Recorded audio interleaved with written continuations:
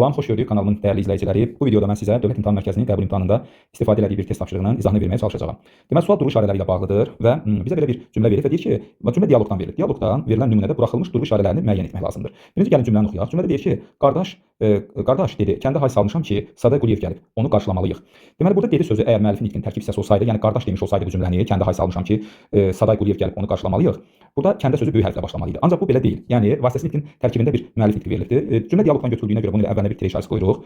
Dedi, yəni müəllif nitqi vasitəsi nitqin daxilində veriləndə birinci yanına hərflərinə vergül, sonra tire, bir daha vergül, özündən sonra da vergül, yəni tire qoymaq lazımdır. Kəndə hay salmışam ki, baxın burada ki aydınlaşdırma bağlayıcıdır, ondan sonra vergül qoymaq lazımdır. Saday Quliyev gəlib xəbərdir, burada bir vergül, həmsiz xəbərli cümlədir. Onu daha doğrusu həmsiz xəbərli deyil, Saday Quliyev gəlib, biz onu yəni qarşılamalıyıq. Burada həm də tərkibində bu cümlənin deyək ki, mürəkkəb cümlədən bir hissəsi. Yəni kəndə hay salmışam ki, Saday Quliyev gəlib, onu mürəkkəb cümlənin içərisində mürəkkəb cümlə verilibdir. Hətta Saday Quliyev gəlib, onu qarşılamalıyıq, bu hissədə mürəkkəb cümlədir.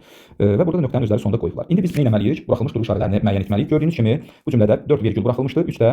Ona görə elə bizim bu testimizin doğru cavabı da B variantı götürülməlidir.